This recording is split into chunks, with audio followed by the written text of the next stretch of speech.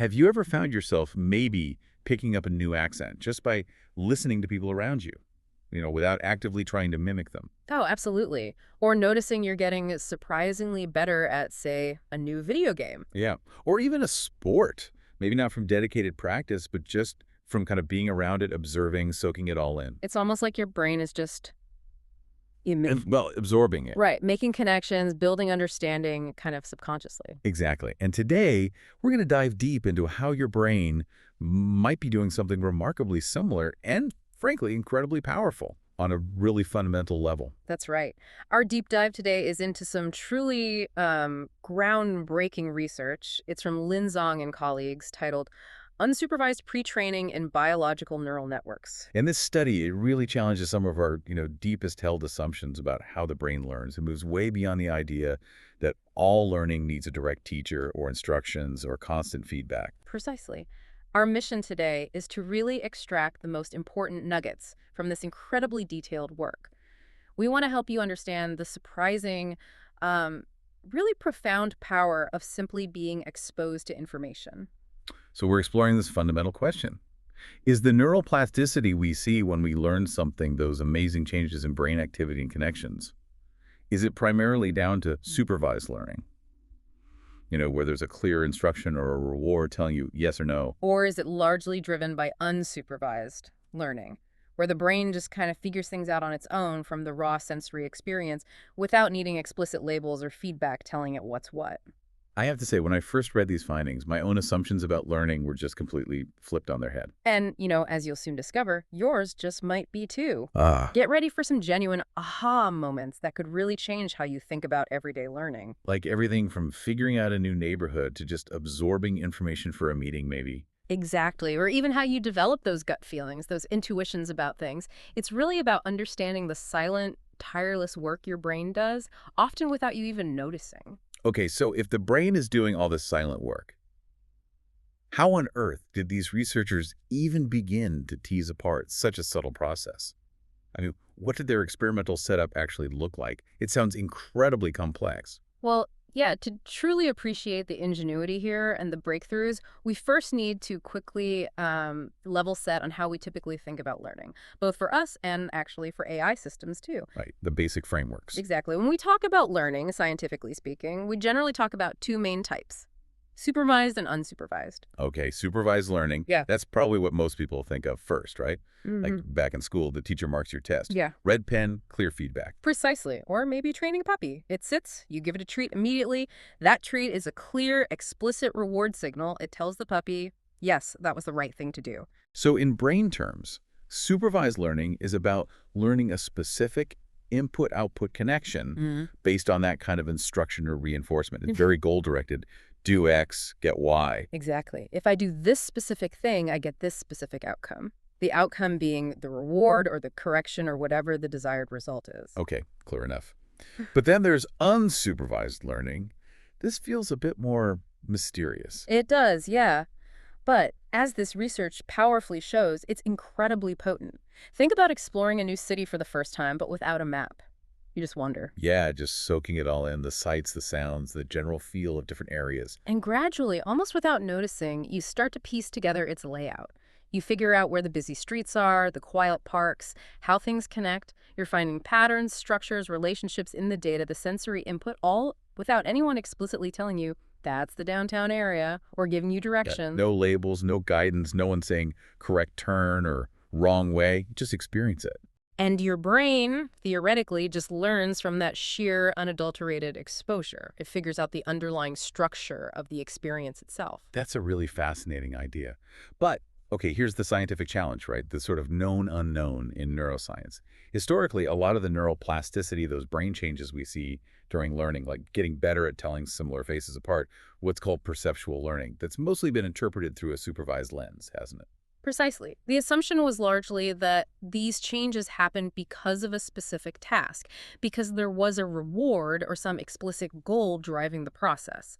The thinking was the brain needs that teacher or that goal to sculpt its connections meaningfully. So the extent to which just pure unsupervised exposure drives these changes in, actual living brains outside of a specific task, that's been less clear. Less direct evidence. Much less understood. Exactly. Limited direct experimental evidence to really tease apart, what's due to just seeing something versus what's due to being rewarded for seeing it. And that is precisely the gap this brilliant paper aimed to fill. And what an ingenious way they decided to fill it. They literally looked inside the mouse brain using some really incredible technology. How did they set up an environment where they could isolate these different learning types so cleanly? They really did. So they used head-fixed mice. This means the mouse's head is held stable under a microscope, which allows for incredibly precise neural recordings while the mouse can still move. Okay, so the mouse can move, but its head is still for the recordings. What was it moving through? It was running on a treadmill, and this controlled its movement through these linear virtual reality corridors. Imagine the mouse immersed in these digital hallways. Virtual reality for mice. Wow. Yeah. And these hallways had different textured patterns projected onto screens all around them, giving them this really wide, almost panoramic 270-degree view. And these weren't just simple strikes or dots. No, not at all. They used what they called frozen crops from large photographs of naturalistic textures. So things that looked like a distinct leaf pattern or a unique circle pattern, really complex, rich visual input like you might encounter in the real world. Okay, so a very high-tech, controlled mini-maze designed to be visually immersive. And then, to really isolate the learning conditions, they had different groups of mice, right? 3 cohorts. Exactly. 3 crucial cohorts, like a carefully designed experiment with 3 acts. The first group was the task mice. This is your classic supervised learning scenario. Okay, what was their task? They had a clear goal. Learn to tell the difference between 2 visual patterns, say leaf versus circle, shown in different corridors. A sound would play, cueing them that they were in a potentially rewarded corridor. If they licked a little spout in the correct rewarded corridor after that sound, they got a water reward. Textbook supervised learning. Lick here, get water. Don't lick there, get nothing. Behavior shaped by feedback. Precisely. They were actively trying to get that reward. Now, compare that to the really pivotal group, the unsupervised mice. This is the group looking at just exposure, right? Exactly. These mice ran through the exact same virtual reality corridors, saw the exact same visual stimuli, the leaf, the circle, for a similar amount of time. But here's the kicker, the really clever part.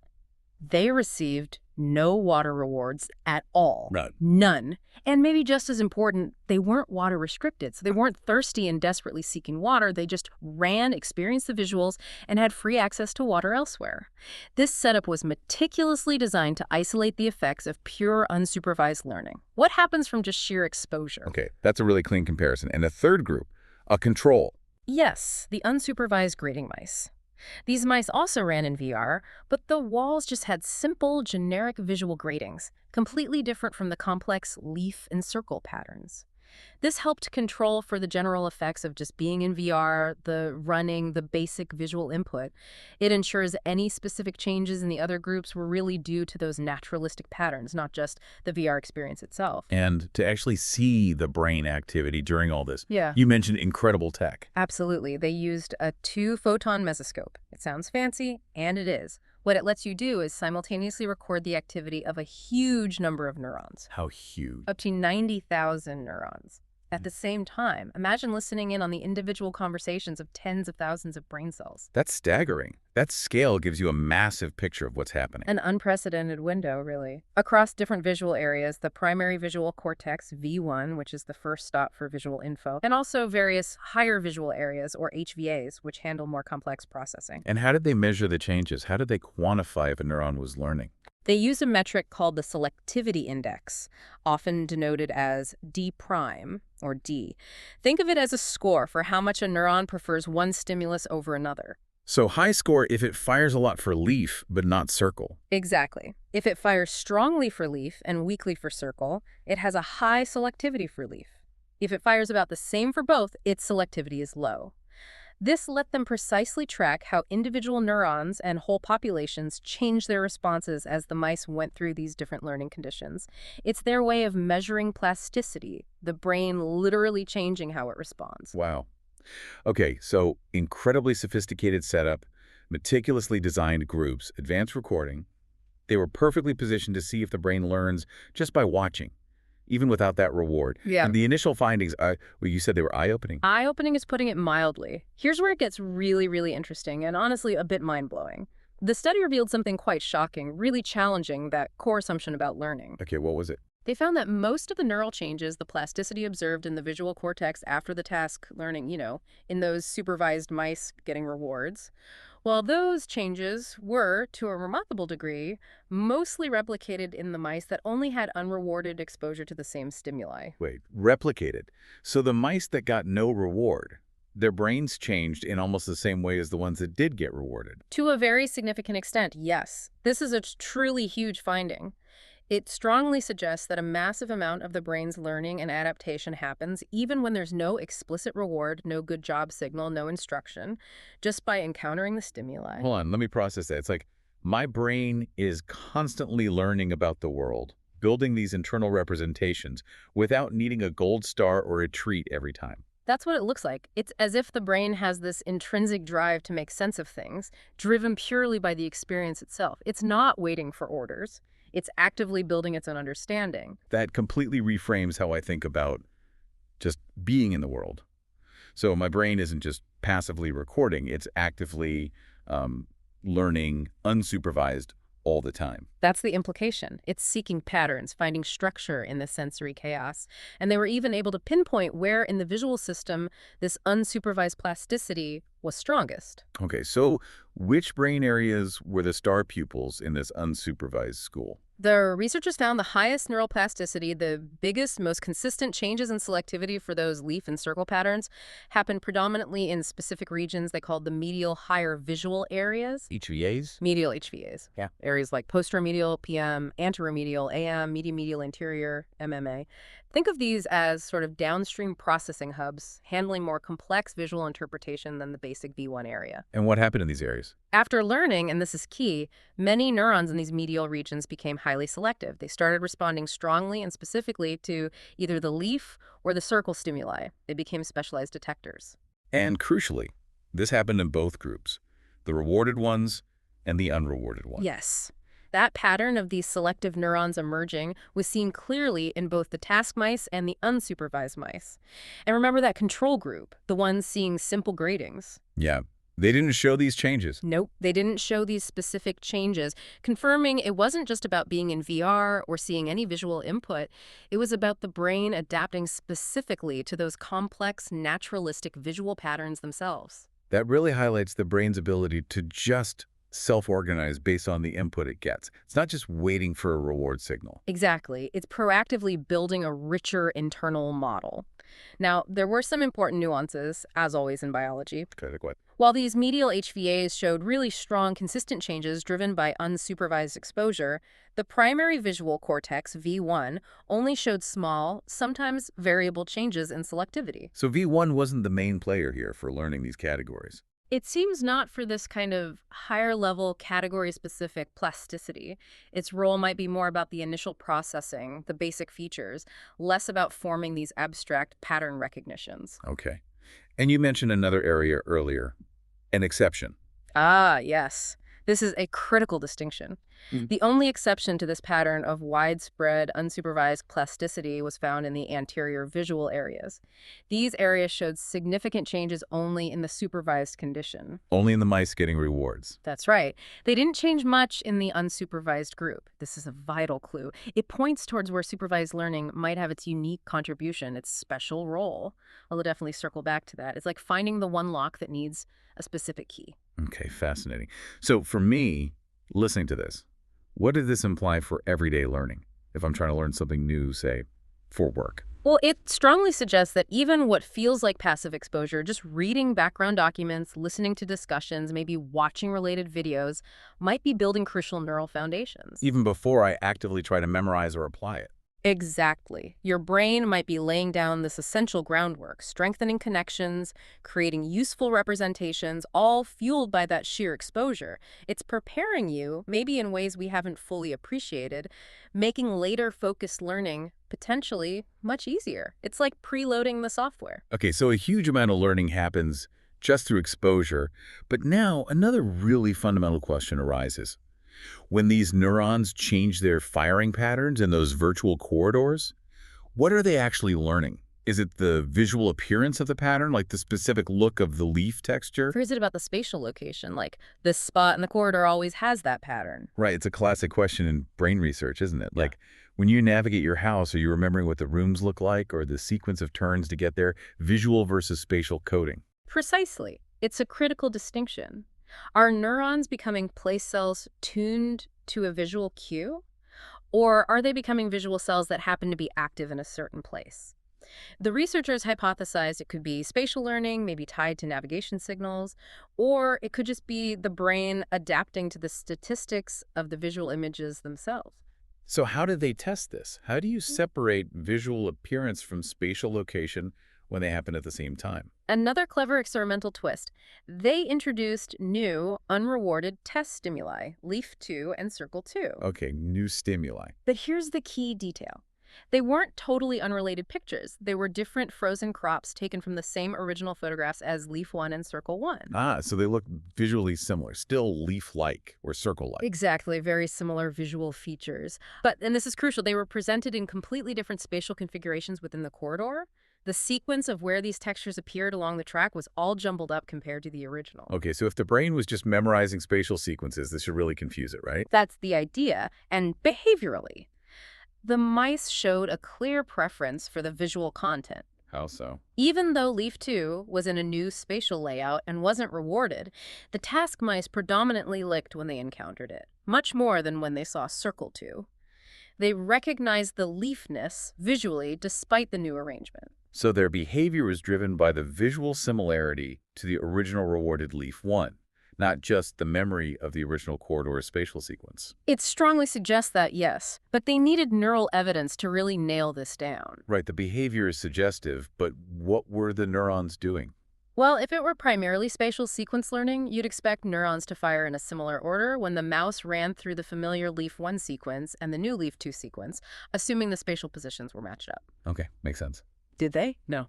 When they sorted the neurons based on their firing sequence during leaf 1, that same sorting order did not predict the firing sequence for leaf 2, especially in those important medial regions. The sequences were largely uncorrelated. So the timing, the sequence of firing, wasn't preserved when the visuals were rearranged spatially. That argues against simple spatial sequence coding. Strongly argues against it. Right. Then, to quantify the visual distinction, they used that clever analysis tool, the coding direction axis. Right, the line in neural activity space representing leaf versus circle. Exactly. They projected the neural activity patterns for the new stimuli, leaf 2 and circle 2, onto this axis. And what happened? The patterns were just as well separated as the originals. The brain's representation could clearly distinguish leaf 2 from circle 2 based on their visual category, just like it did for leaf 1 and circle 1. Wow, so the brain maintained that visual category distinction even with the new examples and jumbled locations. Yes, and they used another measure, a similarity index, which consistently distinguished between the leaf-like corridors and the circle-like corridors. And this visual distinction was clear across all the visual regions they measured. And here's the recurring theme this held true for both the task mice and the unsupervised mice. Yes. And interestingly, even in naive mice who hadn't seen them before, although the distinction became much stronger and clearer after either supervised or unsupervised training. So what's the big takeaway here? It really tells us that these visual areas, particularly the HVAs, were primarily encoding the visual features, the visual identity of the stimuli, not just their spatial location or sequence. The inherent leafiness or circleness was the dominant factor being represented. So our brain is a powerful pattern recognizer, abstracting these visual categories, making them flexible and recognizable even when the specifics change. And this visual learning happens just through exposure, not only as part of a task. Precisely. It's constantly building these robust, abstract visual representations, allowing you to recognize, say, a chair, whether it's an office chair or a dining chair, seen from the front or the side. That flexibility comes from this kind of visual abstraction, which seems heavily driven by unsupervised experience. Okay, so the brain is great at abstracting visual categories through exposure. But what happens when it encounters something new within a familiar category? Like that leaf 2, it's still a leaf, but it's novel. How does the brain handle that novelty, and how does it refine its understanding over time? That's another really fascinating part of the study. It reveals this dynamic process of adaptation and differentiation. When a truly novel stimulus like leaf-2 was first The introduced, different leaf picture. right, they saw a large population of neurons, especially in V1 and the lateral visual areas this time, that became specifically selective just for leaf-2. Ah, so different areas light up for novelty, like an initial, whoa, what's this?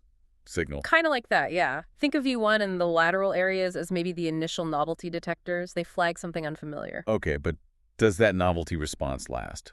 Interestingly, no. The number of these neurons specifically tuned just to leaf-2 actually decreased quite substantially after about another week of exposure and training with leaf-2. So the brain adapts. It stops treating it as completely new. Exactly. It's neural adaptation. Leaf-2 is becoming familiar, integrated into the brain's model of the world. The initial novelty alert quiets down as it becomes just another known variation. And this adaptation, did it also happen in the unsupervised group? Yes, importantly, this whole dynamic, the initial novelty response and the subsequent adaptation, happened very similarly in both the task mice and the unsupervised mice.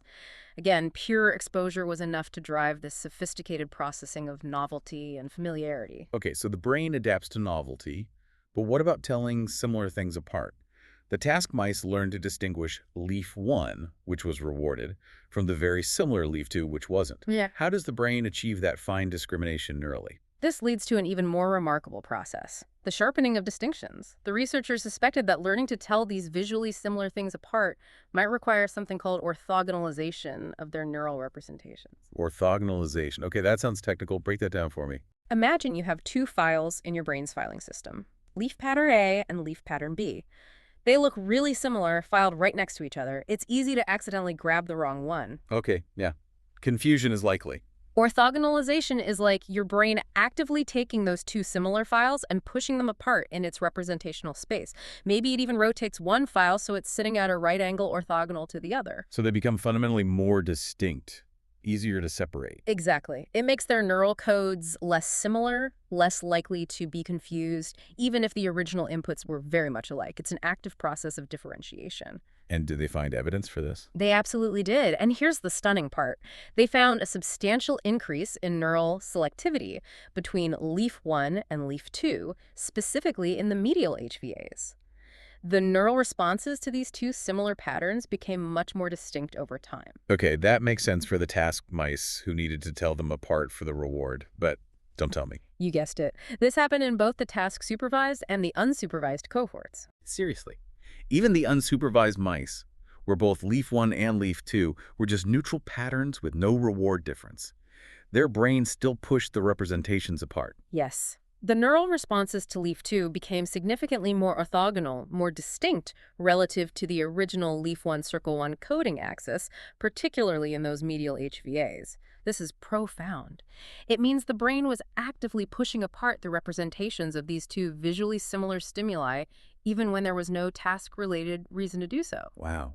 So just through repeated exposure, the brain is automatically refining and differentiating the codes for similar things. It's self-organizing its information for maximum clarity, even without being told to. It certainly looks that way. It's not just passively storing in information, it's actively structuring it, making subtle distinctions clearer. It's like it's tidying up its own internal library for better future retrieval. That's incredible. Does this extend to recognizing even more examples? It does. They tested this further with visual recognition memory, looking at what's called exemplar specificity. After the mice had extensive training with leaf 1 for about 4 weeks, they introduced yet another new leaf pattern, leaf 3, and also corridors where the original leaf 1 pattern was shown but spatially swapped around. Okay, another new leaf, and the old leaf in new places. How did the mice react?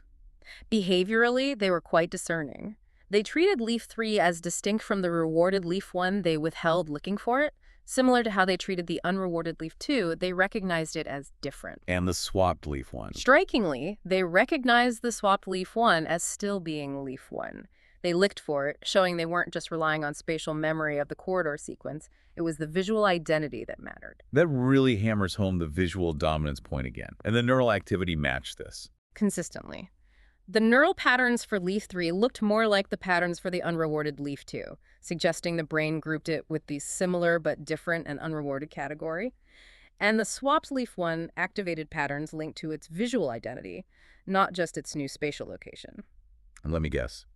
This complex neural pattern matching the behavior also happened after unsupervised training. You got it.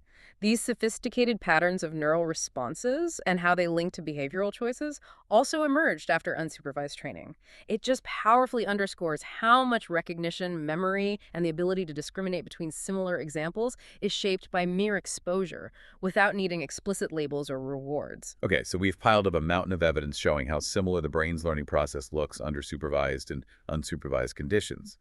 So much seems to happen just through exposure. A remarkable amount, yes. Refining representations, handling novelty, even orthogonalizing similar stimuli. But the researchers didn't stop there, did they? Having shown all these similarities, they then specifically hunted for the differences. What is the unique contribution of supervised learning? What does adding that reward actually do that exposure alone doesn't? Exactly. They needed to find the unique fingerprint. To do this, they used a really cool visualization technique called raster map. Raster map, what does that do?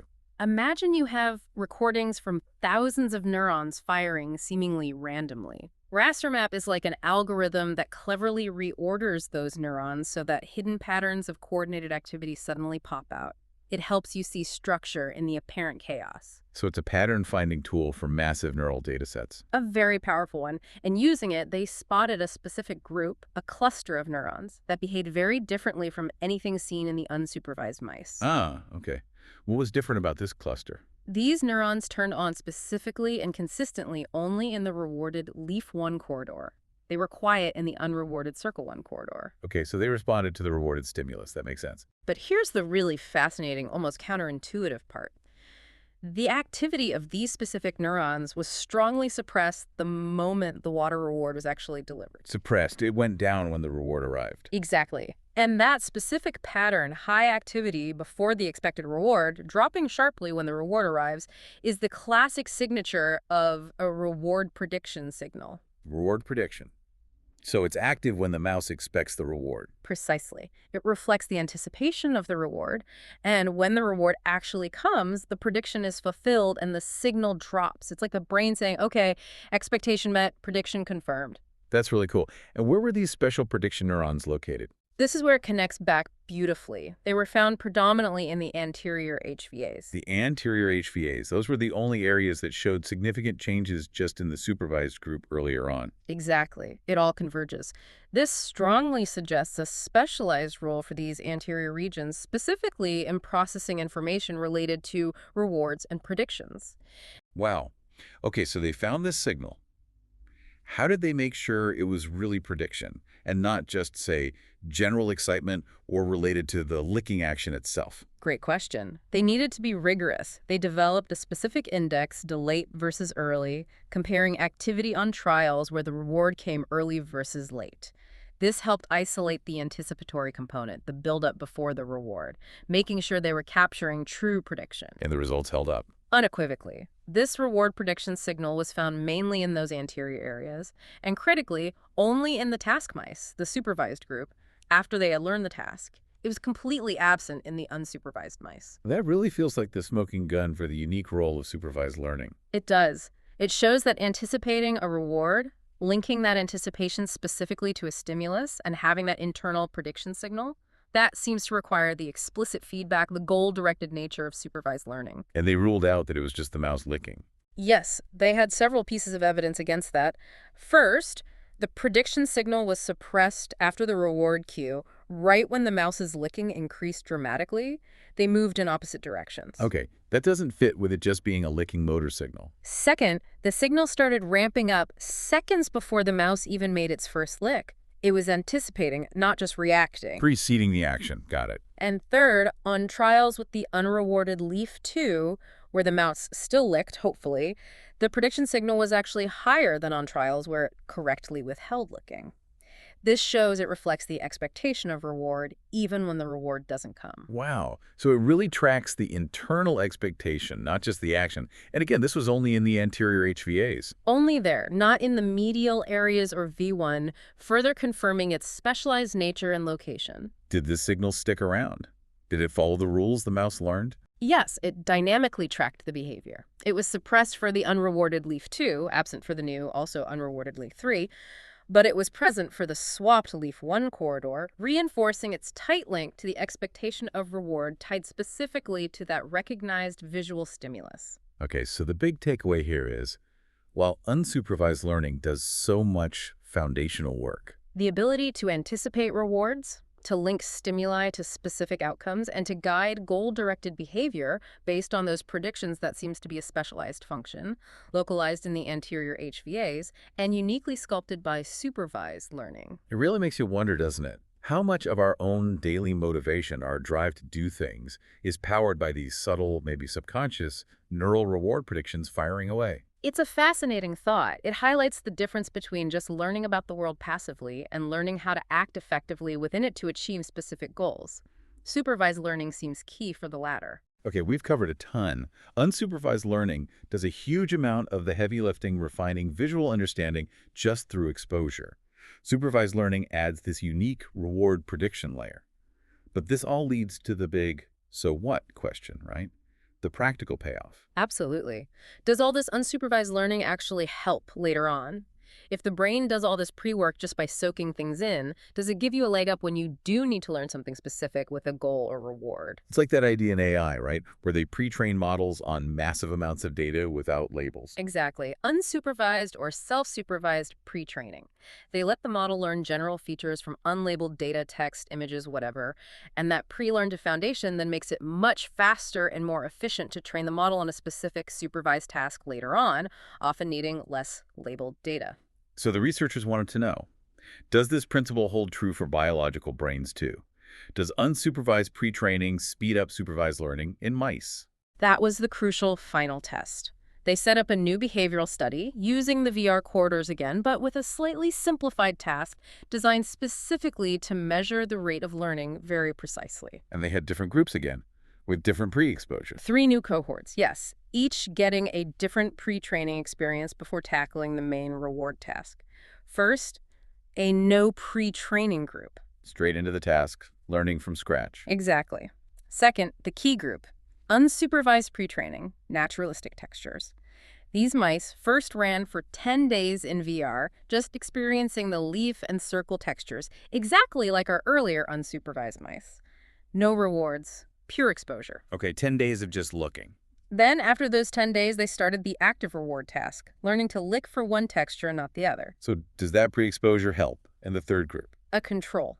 Unsupervised pre-training gradings. They also got 10 days of unsupervised pre-training, but just seeing simple generic gradings, not the specific textures they'd encounter in the later task. Then they also started the reward task. Okay, so comparing relevant pre-exposure versus irrelevant pre-exposure versus no pre-exposure, what happened? The results were really striking, almost dramatic. Yeah. The mice that had received unsupervised pre-training with the naturalistic textures, the ones relevant to the task, learned the reward task much, much faster than the other 2 groups. How much faster? They started showing highly selective licking, clearly distinguishing the rewarded from the unrewarded corridor. Within the very first day of active training, it was like they almost knew what to do right away. Wow. And the others? The mice with no pre-training, or pre-training with just the irrelevant gradings, were significantly slower. They took much longer to learn the discrimination on that first day. So they all got there eventually. Yes, interestingly, all 3 groups eventually reached high performance after about 5 days of active training. They all learned the task in the end, but the rate of learning, how quickly they got there, was significantly accelerated, undeniably boosted in the group that had prior unsupervised exposure to the relevant stimuli. And this wasn't just because they ran more or something. No, the researchers controlled for that. It wasn't differences in running speed or number of trials. It was a genuine acceleration in their ability to learn the discrimination and get the reward. Their brains were simply primed and ready. That is such a powerful finding. It's a direct biological parallel to what's happening in AI with self-supervised learning. It really is. It shows how pre-exposure allows the brain, just like AI models, to build these rich internal representations, this foundational knowledge, which then dramatically speeds up learning when a specific goal or task is introduced. It's why things like large language models are so capable. They've essentially done massive unsupervised pre-training on the entire internet. So for us listening to this, It really underscores the value, maybe the undervalued importance, of just immersing yourself in something new, even without an immediate goal. Absolutely. That seemingly passive absorption, reading widely on a topic, listening to discussions like this, watching documentaries, just engaging with information, it might be building crucial mental scaffolding. Your brain is quietly forming connections, building representations. Exactly. And that foundational, unsupervised work makes subsequent, focused, goal-directed learning much quicker and easier. It's like building a detailed map of a territory first makes finding specific landmarks later incredibly efficient. Hashtag outro. Wow. This deep dive has really pulled back the curtain on the hidden workings of our brains, hasn't it? Hmm. It's just fascinating how much the brain is constantly learning, often in the background, without needing those explicit rewards or instructions. It really is. Most of the neuroplasticity, those changes that let us adapt, seem largely driven by this powerful unsupervised learning, especially in areas like those medial HVAs. Leading to these refined visual representations, making the brain this incredible pattern abstractor, Yeah. and even doing that amazing orthogonalization, actively separating similar ideas to make them clearer. But then we also saw supervised learning has its own critical, unique role, that reward prediction signal, mainly in the anterior HVAs, which seems absolutely crucial for goal-directed behavior, for driving us towards specific outcomes. And maybe the most compelling part, bringing it all together, that initial, seemingly passive, unsupervised exposure isn't just happening quietly. It significantly accelerates later learning when we do have a specific goal. It primes the brain. Exactly. It makes the whole system more efficient. So this really reveals that your brain is this remarkable self-organizing learning machine.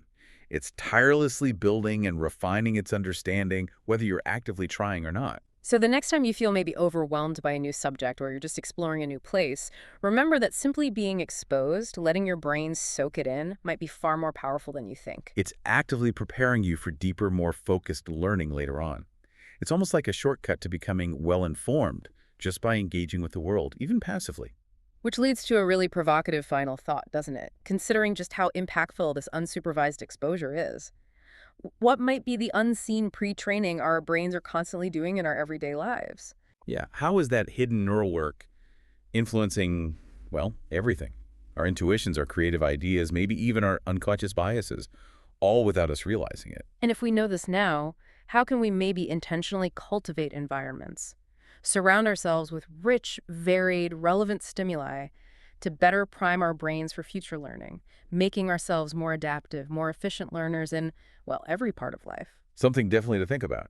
How can we leverage this incredible built-in, unsupervised learning capacity even more consciously?